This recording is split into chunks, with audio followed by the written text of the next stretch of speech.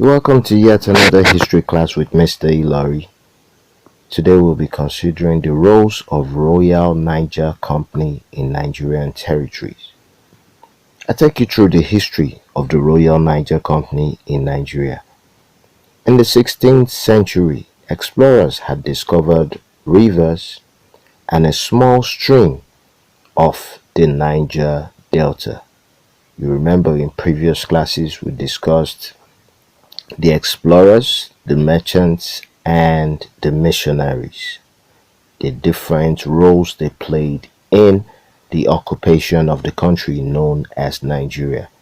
So, talking about the explorers now, this led to trading activities from Niger Delta to Europe and America.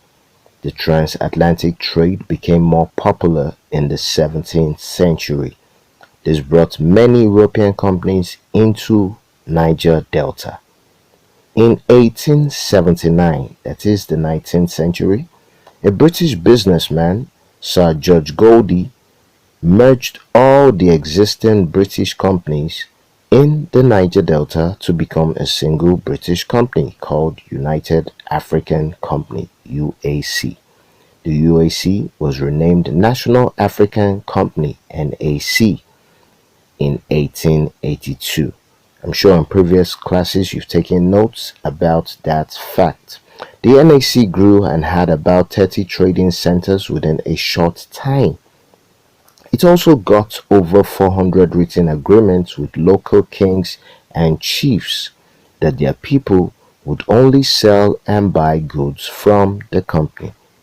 Sir George Goldie attended the 1884 Berlin Conference, and at the conference he proved that the British were the only people operating in the Niger River territories. Based on his argument, the Niger River areas in Nigeria was allocated to the British government. To reward him, the British government in 1886 granted the NAC the right to operate as Royal Niger Company (RNC) in Niger River areas. The RNC had its headquarters at Asaba and later at Lokoja. The RNC grew and extended its trading activities to Robo, Ukwame, Ibibio, the Igbo in Niger Delta, and Muslim communities in present-day northern Nigeria. The RNC controlled and governed Nigerian territories until 1899, when the British government stopped the charter of the company. You remember that fact also?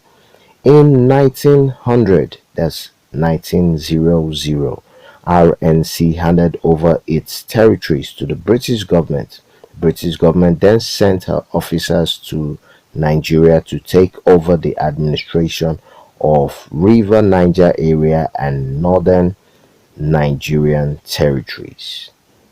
Next, we consider the roles of the Royal Niger Company in Nigerian territories. The roles of the Royal Niger Company in Nigerian territories are as follows. Number one, it made treaties with local chiefs. There's no way that one could come into a territory without engaging the locals or indigenes. So Royal Niger Company signed peace treaties or agreements with local chiefs. The agreement required the chiefs to declare that they gave up the whole of their territory to the RNC so that the RNC could give them protection and money. Number two, preservation of Nigerian territory for British colonization. The RNC stopped other European powers from claiming colonial territories in Nigeria. The RNC preserved territories in the Niger Delta area for British colonization and effective occupation exclusively for the British. The company kept other nations like Germany, France away from colonizing Nigerian territories. Number three, acquisition of colonial territories. The company extended its area of occupation and acquired more territories through warfare and signing of treaties. These are concepts we had considered previously: warfare and signing of treaties when we talked about the British conquest. All the territories acquired by the company eventually became colonial territories under the British government, and in 1900, all the territories controlled by the company became the Southern Protectorate and Northern Protectorate, which were handed over to British government for colonization. Number 4, stopped slavery and slave trade in Nigeria. One of the goals of the Berlin Treaty was to stop slave trade in Africa. This was achieved by the Royal Niger Company in Nigerian territories.